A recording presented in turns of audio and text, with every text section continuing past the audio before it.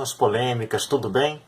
Um dos pontos mais interessantes dessa campanha eleitoral para presidente em 2018 é a existência do Partido Novo e do seu candidato a presidente da República, João Amoedo. O Novo é um partido que tem despertado reações enérgicas dos dois lados do espectro político atualmente. A esquerda, nos setores progressistas, acusa o Novo de ser um partido dos banqueiros, o partido da elite dos bilionários que oprimem o povo brasileiro. E, mais à direita, especialmente nos grupos que têm mais apreço ao conservadorismo no âmbito da moral e dos costumes, o Novo é acusado de ser o representante da agenda globalista da ONU, a Agenda 2030, que tem muitos pontos em comum com pautas do progressismo, da esquerda, como a igualdade de gênero, a defesa do meio ambiente, essa agenda cuti-cuti aí que a ONU representa. Sem contar alguns que fazem uma crítica mais programática, dizendo que o Novo é uma espécie de PSOL da direita, tem um purismo que não vai conseguir fazer com que o partido e seus membros eleitos governem caso chegue ao poder. Bom, enfim. Mas o ponto que eu quero destacar é que o Novo se assume como um partido liberal no Brasil. E não liberal no sentido americano, que equivale ao nosso progressismo, a parte da nossa esquerda, mas um liberal no sentido mesmo clássico na economia. Um partido que defende a economia de mercado, que defende a propriedade privada, a livre iniciativa, a valorização da poupança e do investimento como princípios inegociáveis para a geração de riqueza na sociedade. E dentro desse espectro aí ideológico, entende que a utopia socialista da igualdade social e econômica não passa de uma utopia. E esse ponto foi destacado na entrevista que João Amoedo deu para a Folha de São Paulo, agora em meados de agosto, quando Amoedo foi questionado pela repórter sobre a questão da desigualdade no Brasil. O Amoedo declarou um patrimônio de 425 milhões de reais, e isso serviu de mote para a jornalista questionar o Amoedo, será que esses números não escancaram a desigualdade do país?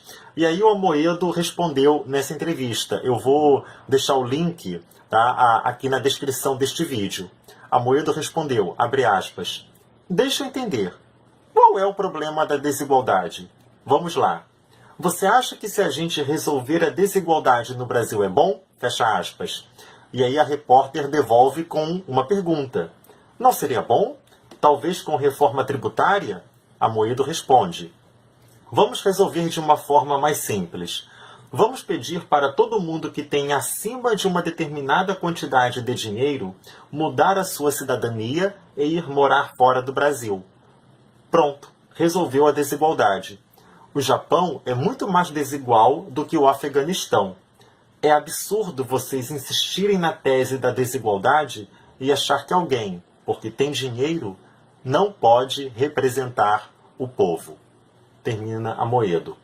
Essas palavras de Amoedo remetem a um artigo que o Leandro Narlock publicou alguns anos atrás, foi publicado no site do Sputnik. Também vou deixar o link na descrição deste vídeo, que é um excerto do livro Guia Politicamente Incorreto da Economia Brasileira. Nesse artigo, nesse trecho do livro, o Narlock elenca 4 razões pelas quais o Brasil é um país desigual. E ele mostra aí que algumas dessas razões se devem a processos históricos da formação do Brasil, que deturparam um cenário, digamos, mais ameno aos valores da economia de mercado, como, por exemplo, o Brasil é um país no qual o Estado acaba interferindo tanto, privilegiando alguns grupos, e isso impede uma geração de riqueza mais alargada. A gente sabe que a colonização portuguesa gerou um patrimonialismo, que é a ideia, ou melhor, uma estratégia de enriquecimento no Brasil, em que as pessoas dependem de favores do Estado, dependem de favores da coroa colonial, da coroa do império, do governo da república, para enriquecerem, para se destacarem no mercado, e isso não é favorável à economia de mercado, então isso acentuou uma desigualdade a níveis absurdos, e fatores mais autóctones mesmo, difíceis de serem superados, como o fato de o Brasil ter uma população muito heterogênea e sociedades mais homogeneizadas em termos étnicos, culturais, têm maior tendência à igualdade, e também ao fato de o Brasil, as famílias pobres terem gerado muitos filhos ao longo do tempo. Então isso tornou quase que impossível para os mais pobres pouparem, menos ainda investirem. Tá? Mas quando a gente olha para o liberalismo clássico, né, ao qual o Brasil está muito longe por esses processos, a gente entende, a Moedo nesse caso tem razão, de que a desigualdade não é um sinônimo de pobreza ou de miséria. Aliás, o problema para o liberal é a pobreza e a miséria, não a desigualdade. Né? Por quê? Porque entende que numa sociedade livre, em que as pessoas disputam no mercado a oferta de serviços, de bens, concorrem entre si, e alguns por determinados fatores, como capacidade, como mérito, como tempo e volume de poupança, de investimento, na elaboração e na venda desses serviços, alguns terão mais sucesso financeiro, outros terão menos. Então haverá desigualdade, mas isso não é necessariamente sinônimo de pobreza, de miséria e menos ainda de exploração. O mercado opera aí nessa arena, em que as escolhas, em que as vendas, as compras acontecem de maneira desigual. E isso vai gerando desigualdade. Agora, isso não significa que todos que participam dessa arena são exploradores ou explorados. E menos ainda que a desigualdade será sinônimo de miséria.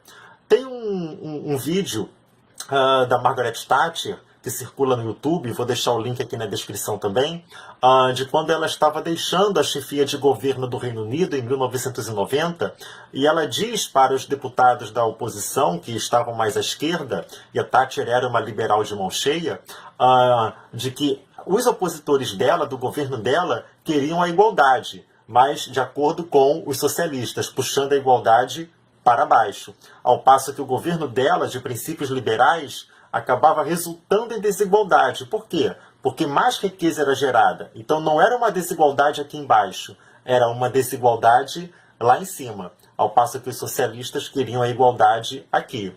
E é assim que eu termino esse vídeo, fazendo aquela provocação já clássica à esquerda. Né?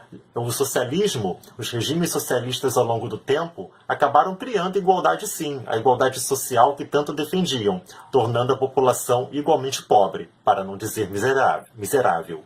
Um grande abraço e até a próxima!